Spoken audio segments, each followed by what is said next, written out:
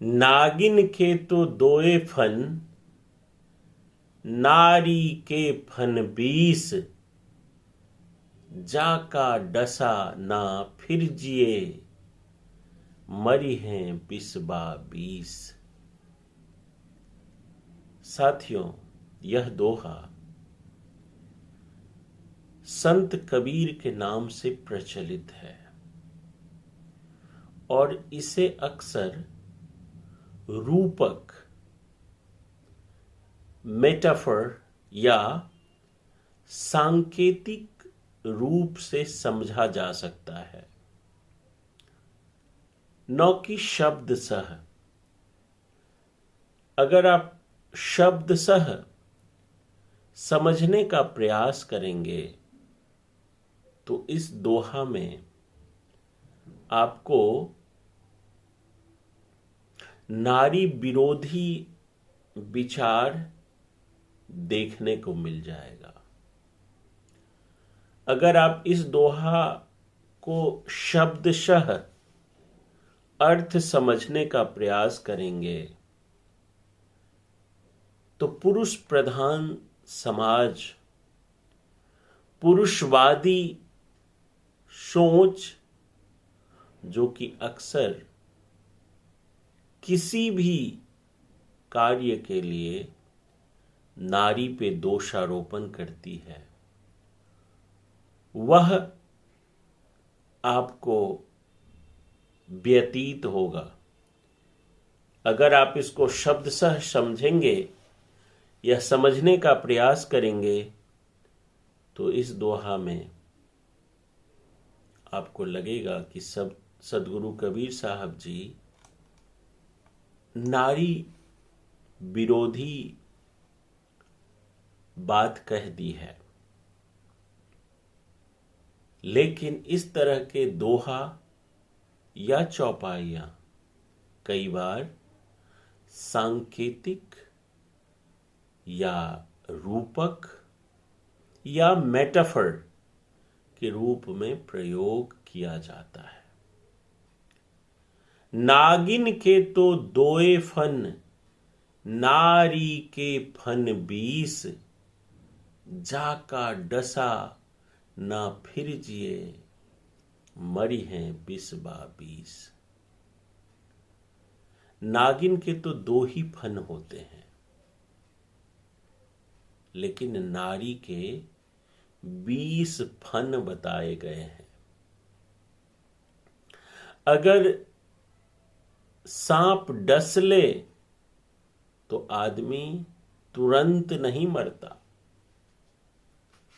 पर नारी के विष से 20 बार मरना पड़ता है। अब इस बात को समझिए,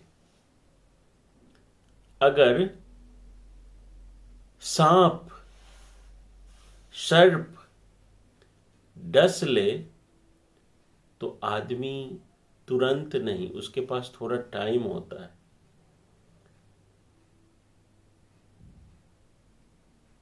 तुरंत नहीं मरता। लेकिन जब किसी पुरुष, किसी आदमी, किसी मनुष्य, मनुष्य कहने से स्त्री और पुरुष दोनों का संबोधन हो जाता है, तो मैं प्रेफर करता हूं मनुष्य, ह्यूमन कहना, मानव। मानव में स्त्री पुरुष दोनों आ गया। तो जब मनुष्य को, मानव को वासना डसती है, वासना रूपी सर्प डसती है, तो वो पल पल मरता है, छन छन मरता है, जब तक उसको उस वासना की तृप्ति नहीं हो जाती, वो वासना मिल नहीं जाता, तब तक वो मरता रहता है। पल पल, छन छन, हर पल वासना में वो लीन रहता है, और जब तक मिल न जाए तब तक कोटि यतन करता है, नाना प्रकार का प्रयास करता है, नाना प्रकार का जतन करता है, और किसी तरह से वासना को प्राप्त करने का कोशिश करता है। तो दोहा में कबीर साहब जी कह रहे हैं कि नागिन के तो 2 ही फन होते हैं, लेकिन नारी के 20 फन बताए गए हैं। सांप अगर डस ले तो आदमी तुरंत नहीं मरता, पर नारी के विष से पल पल छन छन मरता रहता है। यहां नागिन और नारी की तुलना करके यह कहा जा रहा है कि सांप का जहर तो एक बार मारता है, लेकिन मोह, आकर्षण, आसक्ति, कामना, वासना, छल, अहंग, लोभ आदि के कारण मनुष्य बार बार गिरता है और आत्मिक रूप से मरता है। ध्यान दीजिए, मोह, आकर्षण, आसक्ति, वासना, कामना, छल, अहंकार, लोभ, इसके कारण मनुष्य बार बार गिरता है और आत्मिक रूप से मरता है। महत्वपूर्ण बात यह है कि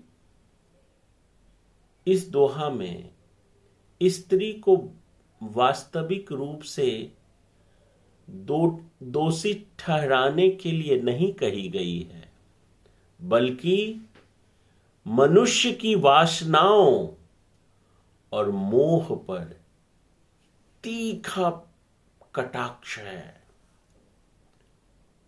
आज के समय में इसकी उपयोगिता और ज्यादा बढ़ जाती है।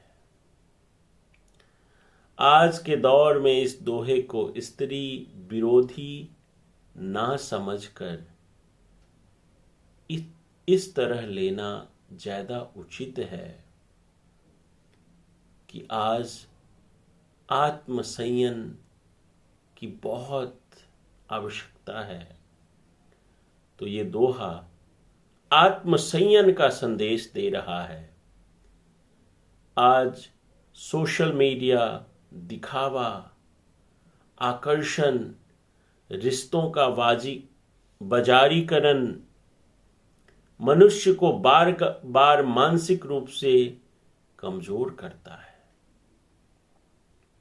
दोहा चेतावनी देता है कि बाहरी आकर्षण में फंसकर विवेक ना खोएं,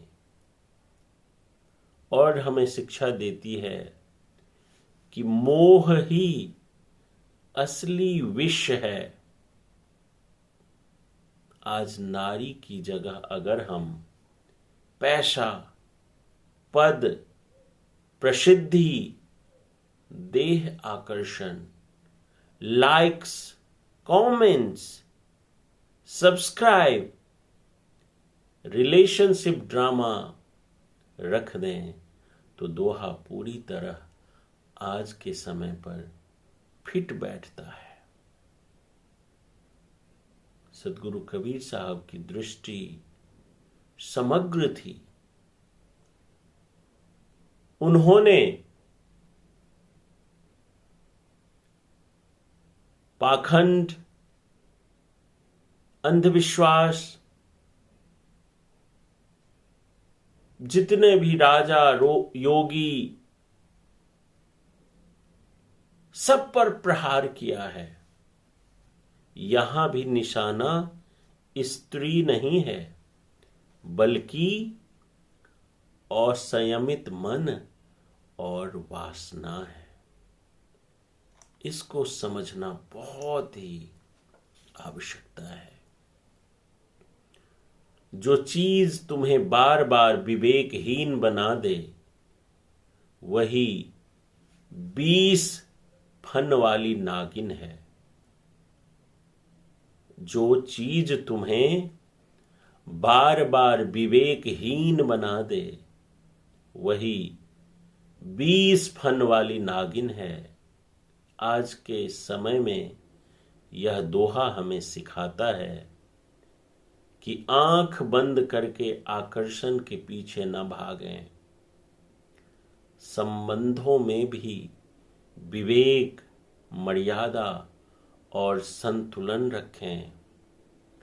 बाहरी सौंदर्य से अधिक आंतरिक शुद्धता जरूरी है।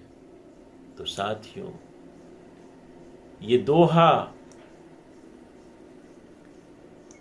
नागिन के तो दोए फन, नारी के फन 20, जिसका डसा ना फिर जिए, मरी हैं बिस्बा 20। ये विश्लेषण आपको कैसा लगा, कमेंट करके जरूर बताएं। मिलते हैं किसी और वीडियो में। तब तक के लिए आप सभी का बहुत बहुत आभार।